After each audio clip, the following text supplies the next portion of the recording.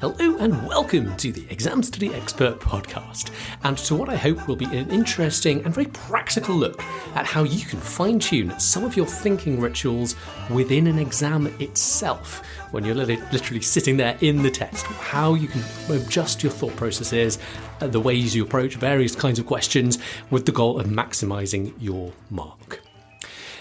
In particular, the tips we'll be learning today are really going to help you out in three key ways when you're in a test or exam situation. Number one, they can help you answer the question better, unlocking the answers to questions that might otherwise have stumped you. You might not be able to figure out the full answer, or bringing a richer set of ideas and insights to really kind of flesh out longer questions and help you earn higher marks for your responses as a result. Number two, the ideas will help you avoid those silly mistakes, taking some of the risk out of the exam taking process, minimising that chance you put down an incorrect answer when you know better. And third, finally, they can often save you time. Many of the things we talk about today will help you get things done more quickly, more time efficiently in the exam. And very often getting things done in time in an exam is part of the challenge. So this benefit can translate very directly into more marks for you as well. Some of the benefits today might be a little bit subtle, maybe only worth a couple of extra marks. That's not true for all of these. I think some of them can be worth quite significant numbers of extra marks. But the idea of just, even if it is just a couple of extra marks that a particular idea is worth, that is a really powerful thing, because many people miss out on results they want in exams, falling short of the pass mark they need or the better grade they deserved by only a couple of marks. Only a couple of marks could be the difference between the result you want and one you're less excited about. And more to the point, when you stack several of marginal gains, these little benefits start to really add up. This is the principle of marginal gains that you might have come across in other fields, famously cycling, for example. So no guests today, it's just me. So if we haven't met, very briefly, I'm William Wadsworth, your regular host of the Exam Study Expert podcast. I'm a psychologist who's fascinated by using the science of brain to help you learn smarter. To private students and families, I'm a study strategy coach, here to help you optimize your exam prep process to both save you time and also to ultimately land you the dream result in your exams at school, university, and even as part of your career. Meanwhile, to educators, I'm a learn-to-learn curriculum consultant, here to help you get study skills training right at your school for the benefit of both your students and your staff. I'm also the author of the popular book Outsmart Your Exams, which is particularly relevant today. It's a pretty unique set of ideas that I've collated over the years, little tips and ideas to help you score higher in the exam itself through managing your available resources better in the exam hall. Those resources including your mindset, your thinking processes, your memory recall, and your available time. So if you like today's episode, I think you're going to love Outsmart Your Exams. I've popped a link in the show notes if you'd like to pick up a copy of the full book for yourself. Today's episode is effectively a little selection of tips for the exam hall, all fitting into the same subcategory of helping you think better when you're in the exam. And all of today's ideas are united by the same underlying principle, the principle of cognitive load theory. So just before we dive into the 5 tips I've got for you today, let's just take a moment to unpack the theoretical foundations. What do we mean by cognitive load theory, so that we can better understand the why behind the practical suggestions I've got for you today. If you've been a regular listener with us for some time, you may remember hearing about cognitive load theory before. In particular, we met it for the first time on the show around a year ago now, around about episode 155. As a brief reminder, or as an introduction if it's new to you today, cognitive load theory is a fancy term for what at its heart is quite a simple concept. It's the idea that we're all working with a limited mental capacity or bandwidth for thinking, problem solving, calculating, and having ideas. We've talked about working memory on the show quite recently in the flashcard mastery course. Working memory is the brain's temporary store for any ideas that you are having in your mind right now. So anytime you're doing a mental maths calculation, working memory is processing the digits and remembering any intermediate steps. If you're using language in any way, speaking, reading, writing, listening, working memory is storing the different sub-ideas in that sentence so you can understand something you read or heard, or so you can speak or write a sentence that's understandable by someone else. And if you're recalling anything, remembering anything, then working memory is what you are remembering into. So when we remember anything, we are pulling ideas out from our long-term memory, reactivating them, bringing them back into our working memory. Working memory is basically what you're thinking about right now. Our working memory is characterized by being very limited in capacity. We can only fit basically a tiny amount of data in our working memory in any instance. You can think of it as being a bit like working with a computer with only a tiny amount of RAM. So you can only open up like 5 browser tabs before it gets overwhelmed and crashes. Now, when our working memory gets overwhelmed, we say we are overloaded. That's part of what we mean by cognitive load theory, the idea that we can overload working memory. We've only got so much cognitive bandwidth before it gets overloaded. Only so many ideas we can have held in our working memory in any one moment before it gets overloaded. Now, in real life, of course, very few people go around saying, oh, gosh, I got overloaded cognitively by that particular problem or that exam essay. Rather, you're much more likely to say you are lost, or you're stuck, or you're confused. Whenever we find ourselves feeling lost, stuck, confused, that sensation is very often the symptom of our working memory having become overloaded. We've got too many ideas that we're trying to think about and juggle all at once, and we just don't have enough working memory resource. We don't have enough bandwidth to process all the things at once, and so we get lost or stuck. A key mitigation to getting stuck is the world of working memory offload strategies. So offload strategies are all about getting ideas out of your working memory to free up capacity for other things. So that's going to be the common thread running through the practical ideas we'll get to in a moment today. We're looking for ways to get thinking out of our head and offload it, get it, for example, onto paper instead, thereby freeing up our available working memory resources to think better, faster, and clearer. And even if you haven't got completely stuck, so you can still kind of figure out your way through a question, there are always benefits to freeing up working memory capacity. So the benefits aren't only there if you're otherwise completely stuck by something. Even if you could kind of figure your way through it without the offload strategy, if we use the offload strategy, then your brain will think clearer, smoother, and faster. You'll get through the question more quickly. Your thinking will flow more easily, and you'll be less prone to making errors as well. Your rate of making avoidable mistakes will go down too. So using the offload strategies is always going to be kind of the right route. Even if you could otherwise tackle a question, you'll get through it faster and you're less likely to make a mistake on it. So today I'm going to be sharing 5 simple offload strategies you can use to keep your working memory clear. And while our frame today is all about helping you out in an exam or test context, I think it's worth underlining that what's helpful in an exam is also going to be beneficial for you in non-exam contexts too. If it's going to help you think faster and better and make fewer mistakes, you might as well do it whenever you can, whether it's test day or not. Just before we dive into the 5, if you're a committed listener, you may even want to do a little exercise today to preempt what I'm going to say. Perhaps pause the podcast at this point and jot down any ideas you've got about how you could do more of your thinking on paper, get ideas out of your brain, do less work in your working memory. How could you apply that idea? If you've got any ideas, maybe take a moment to brainstorm them, jot them down before you hear my ideas. It's a really nice little exercise, and if nothing else, it helps you to get the ideas that I'll be talking about today to stick in your brain all the better by kind of having to think about what you might come up with yourself. So I'm going to count down my ideas now. So if you're back with me after a little pause, let's compare notes. Let's see what you came up with and how it might be different to mine. I'm going to count down from 5 through to 1, really just for fun. There's no particular order. It's not like I'm saying 1 is any better than 5. Any one of these 5 ideas could be the most important one for you. Without further ado, let's dive right in. So in at number 5 is the cheat sheet. So try this thought experiment. If you could take one sheet of A4 paper with whatever you want written on it into your next exam, what would you have written on that sheet? Maybe it would be all the key formulas for maths or science or maths or a science exam. Maybe for a language exam, it would be a set of grammar tables. Maybe for a music exam, it would be your key signatures.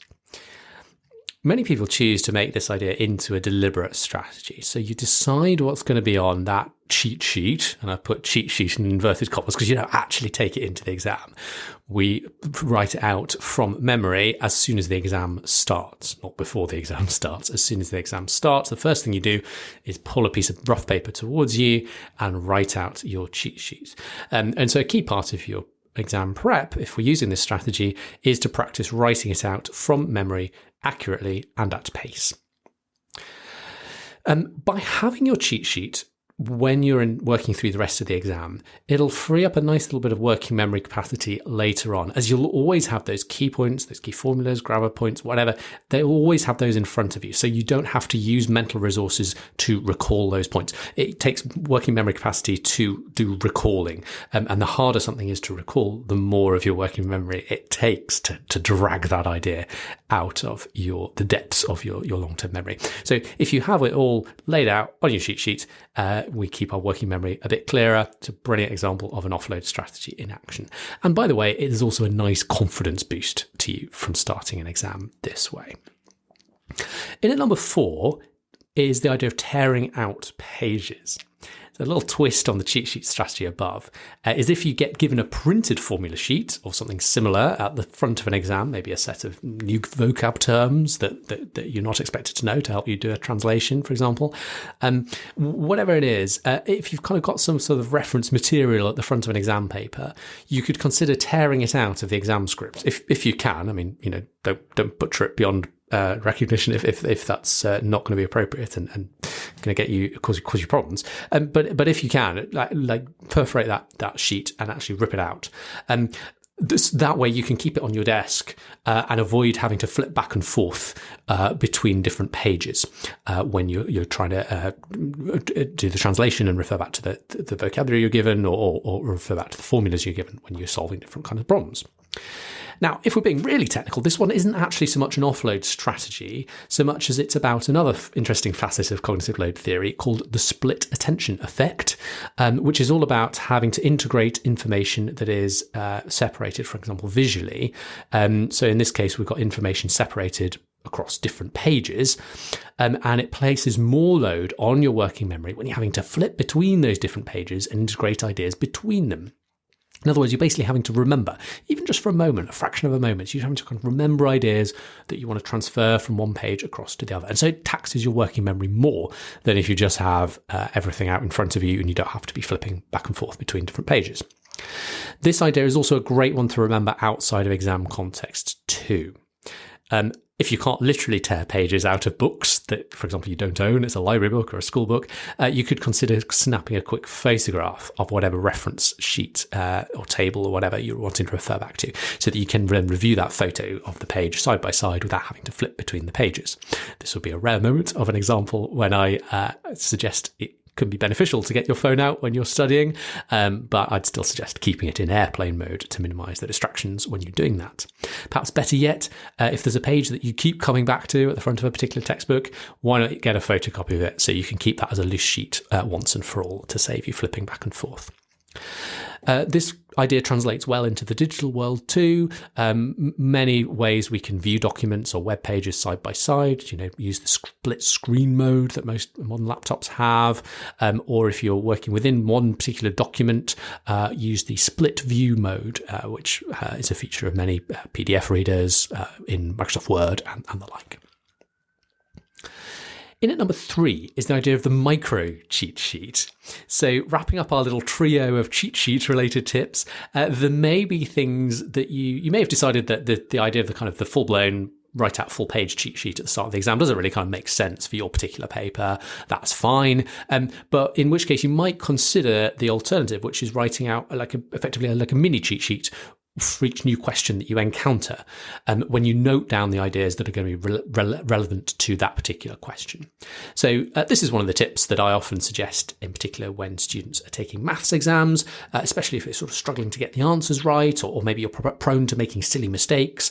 What we do here is each new question we encounter, our first step is basically to write down the steps in the process that we need to follow in order to solve that kind of problem.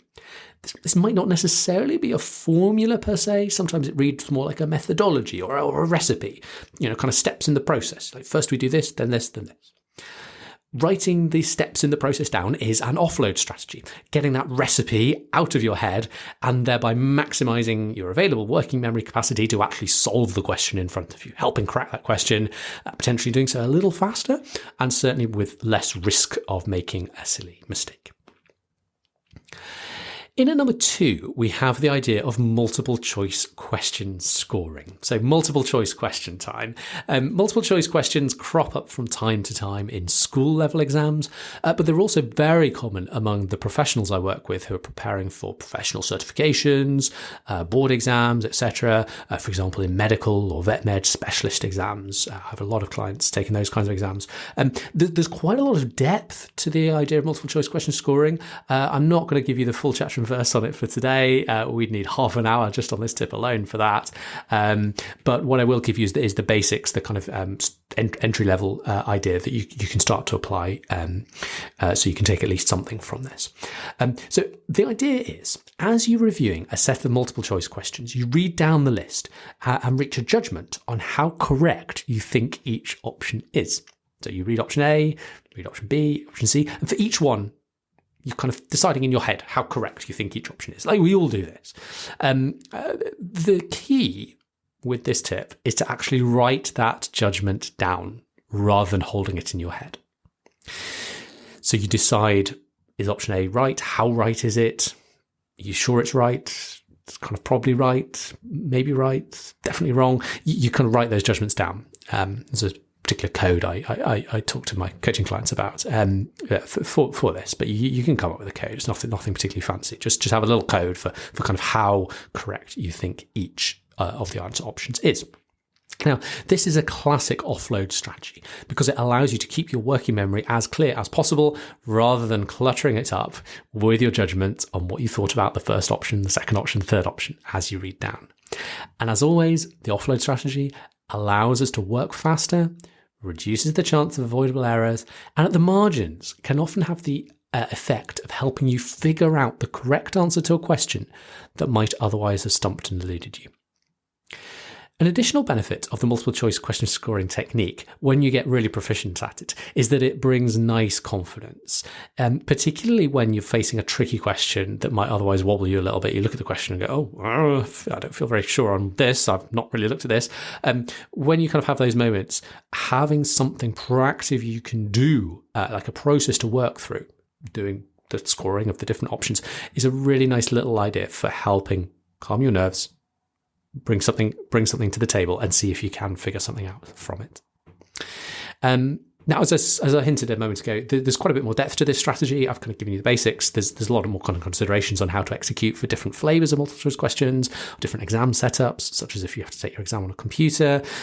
So my kind of parting thought on this is if you do have a high stakes multiple choice exam to prepare for, I would definitely recommend reaching out for a little bit of coaching together to make sure that you're not only learning in the most time efficient way, but also you've got the exam technique tools to maximize your mark in the test itself. And if you'd like to learn more about working together, you can head to examstudyexpert.com/coaching to learn more. That's examstudyexpert.com/coaching. Be my pleasure to help. And finally, in at number 1 is the idea of planning your long answer questions first. So to address the balance a little bit, we've had an idea about how to tackle multiple choice questions. So I wanted to balance things out and kind of go to the other end of the exam question style spectrum and talk about those long form written answers, those kind of mini or not so mini exam essays. Any little tips we've got here? Definitely, yes. The key is to be really generous with your planning time. So we need to understand that the process of writing can effectively be divided into two phases. So the first phase is deciding what you're writing about, what points you're going to make, marshalling your ideas, analysing any source material that's given to you, perhaps recalling any details or evidence, and determining a sensible way to structure the whole thing and an order of which to work through the various points you want to make. That's phase one. We could call phase one planning. Second phase, we might call writing up. The second phase is when we then translate those points into good, fully written prose, well-written sentences and paragraphs.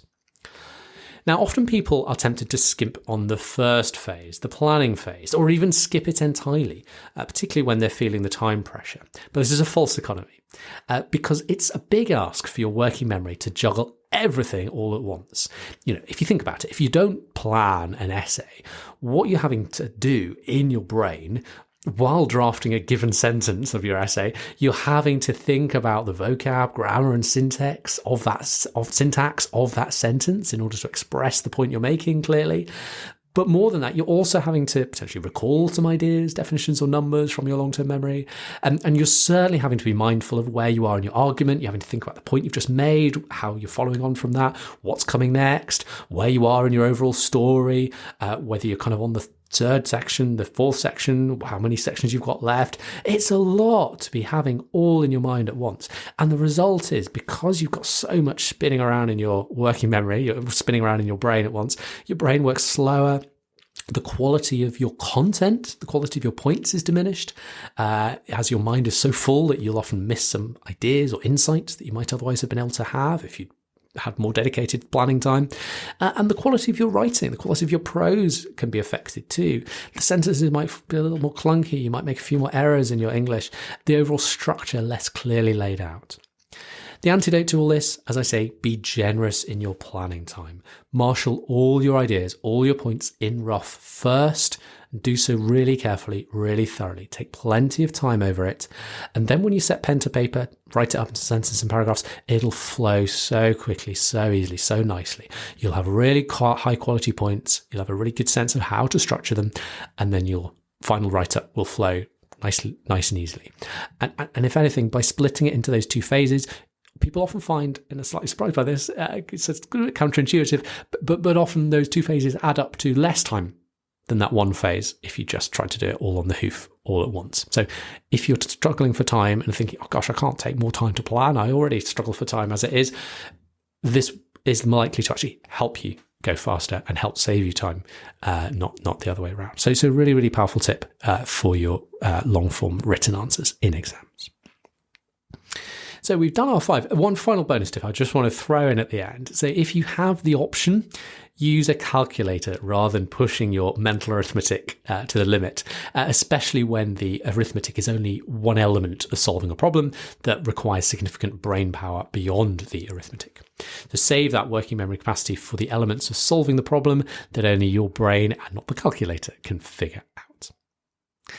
The meta lesson from all of today's tips, whether we're planning essays more carefully, whether we're using that calculator, whether we're doing the multiple choice question scoring idea, whether we're using our cheat sheets at various levels, the kind of higher level tip from all of this is that the more of our thinking we can do out of our head, the more we can externalize some of our thoughts, getting intermediate ideas, steps down on paper, the more clear we can keep our working memories results, the clearer our thinking mind will be, the better it will work for us, and we'll be able to come up with better ideas and solutions faster and make fewer errors along the way. Really powerful idea, and I encourage you to think about all the different ways you might be able to apply it, both in an exam context and not in an exam context. And as I mentioned in the intro, if you enjoy ideas to help you bring peak performance in an exam, do check out my book on the subject, Outsmart Your Exams. It's 31 test-taking strategies and exam technique secrets to help you land top grades in high-stakes exams. One reviewer kindly wrote, you've heard of The Art of War by Sun Tzu. This book is The Art of Exams, which I quite enjoyed, while another reviewer called it a quote, incredible book, which took his brother up 4 grades. Really well set out, easy to read, and also entertaining. I'm glad glad to help. At time of broadcasting, Amazon has selected Outsmart Your Exams for a special deal. These opportunities are very highly sought after by us small independent author types, and Outsmart Your Exams has been out for 7 years, and I've only had one of these in that whole 7 years. That was in the Indian market, so this is my first time getting one in my home market here in the UK. And getting awarded one of these special promotions is testimony to having sold well consistently for many years and earning great feedback and reviews from readers along the way. So the upshot of this is that if you are in the UK, unfortunately it is only a UK thing. The book is available worldwide, but the deal is just a UK specific thing, unfortunately. The Kindle version of the book is currently just 99p at time of broadcasting. So if you're in the UK, a great chance to pick up a copy now for a steal. You can just follow the link I've put in the show notes to pick up the book. The link, by the way, will still work worldwide, wherever you are in the world. The link still works. It's just the special price is only a UK thing. So that'll do it for today, folks. Thank you so much for tuning in. I hope you've got some helpful ideas from today to help you out the next time you take a big test or exam. And I will look forward to seeing you again very soon on the podcast. Wishing you every success, as always, in your studies. Wasn't that wonderful? If you're feeling inspired, why not leave us a rating and a review in your podcast app? It would make our day. Thanks again for listening, and see you soon.